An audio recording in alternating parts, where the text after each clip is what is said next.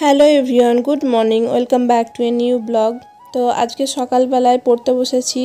নবনীত স্যারের যে মেনসুরেশন থেকে আমি অঙ্কগুলো করছিলাম সেখানে কিছুটা বাকি ছিল, তো 3Dর যেগুলো বাকি ছিল সেইগুলোই করছিলাম। আর তার সাথে সাথে যে কয়েকটা কোশ্চেনও করিয়েছেন তিনি, তো সেখান থেকে কোশ্চেনগুলো করছিলাম। আর তারপর চা মুড়ি খেয়ে আবার পড়তে বসছি। তো আমার নবনীত স্যারের যে ক্লাসটা ছিল 2.5 ঘন্টা, সেটা কমপ্লিট হয়ে গেছে পুরোটা। আর সেখান থেকে যতগুলো ফর্মুলা সবগুলো আমি নোট করে নিয়েছি। ফর্মুলাটা হচ্ছে সবথেকে মেন, ফর্মুলাটা বুঝতে পারলে অঙ্ক ইজিলি করা যায়। তারপরে সকালে খাবার খেলাম, আজকে ঘুগনি আর মুড়ি খেয়েছিলাম। তারপরে খেলাম জাম। তো সবগুলো আমি একা খাইনি, আমরা সবাই মিলে খেয়েছি। আর তারপরে আমি মৃন্ময় স্যারের ক্লাস ছিল একটা, সেটাই করছিলাম।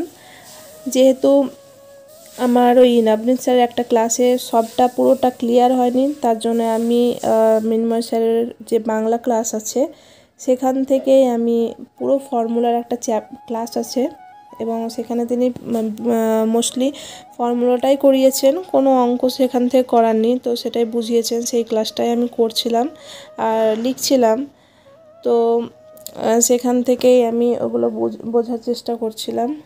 অঙ্কটা কি বলতো, অঙ্কটা হচ্ছে একটা প্র্যাকটিস অঙ্ক।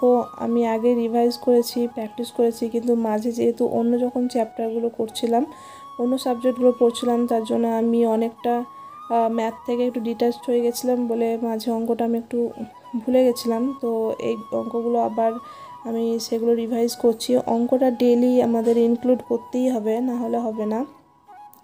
আর মেনসুরেশন চ্যাপ্টারটা আমি সিলেবাসটা কমপ্লিট করছি, কেননা মেনসুরেশনের 2D আর 3D দুটোর মধ্যে আমার 2Dটা বেশি, যেটা 2 ডাইমেনশন, সেটাই আমার সহজ লাগে। সেখানে অনেকটা ফর্মুলা পুট করলে অনেকটা ইজিলি হয়ে যায়। 3Dতে একটু বোঝার আছে, তো সেগুলোই করছিলাম। আর আমার মনে হয় যে প্র্যাকটিস করলে সেটা হয়ে যাবে। অঙ্ক হচ্ছে বেশিরভাগই প্র্যাকটিস। তো রোজ এবার আমি ভেবেছি যে প্রত্যেকটা চ্যাপ্টার থেকে কিছু না কিছু প্র্যাকটিস করতেই হবে। আর আমার একটা মিস্টেক হয়ে যায়, সেটা হচ্ছে আমি যে চ্যাপ্টার নিয়ে বসি সেখানে প্রায় 150-100টা অঙ্ক থাকে, সেটাই আমি করতে লেগে যাই। তো সেটা করলে হবে না, প্রত্যেকটা চ্যাপ্টার থেকে 10টা-12টা করে করতে হবে।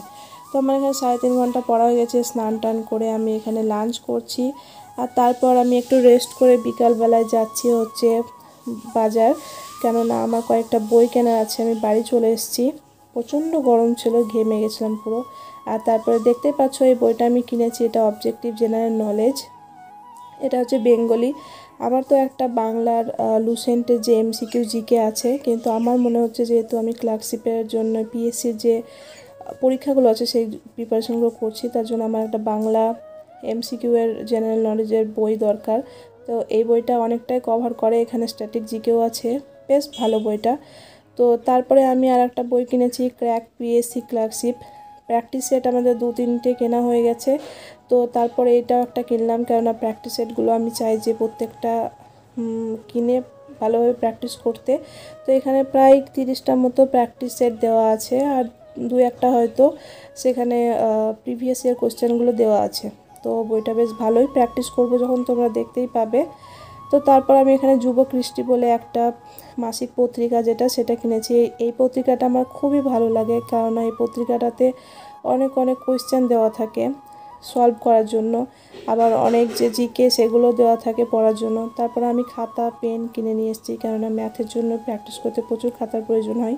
তারপর যুবকৃষ্টি থেকে যে ম্যাথ চ্যাপ্টারটা দিয়েছে সেটা হচ্ছে সরল সুদ, সেখান থেকে আমি অঙ্কগুলো করছি। তো আমার অনেকগুলো অঙ্ক করা হয়েছে, আর এগুলো সবগুলোই আমার সহজই মনে হচ্ছে, পারছি করতে নিজে নিজেই। আর তারপরে আমার যে ডিনারটা করছি আমি। আর আজকে ছিল হচ্ছে ফাদার্স ডে, তাই বাবার জন্য একটা ঘড়ি নিয়েছিলাম, তো ছোট্ট একটা গিফট। তো বাবার খুব পছন্দ হয়েছে গিফটটা। আর তারপরে আজকে তো ওই যে যুবগোষ্ঠী থেকে সেই চ্যাপ্টারে হচ্ছে 27টা অঙ্ক আছে, তার মধ্যে আমি অনেকগুলোই করেছি, সবগুলো নিজে নিজেই করেছি, আর ঠিক হয়েছে, অঙ্কগুলো করতে ভালোও লাগছিল। কয়েকটা বাকি থাকলো, 7টার মতো। আজকের ব্লগ এখানেই শেষ করছি। যদি কিছু ভালো লেগে থাকে তো সাবস্ক্রাইব করতে পারো। ভালো থেকো, সুস্থ থেকো, বাই।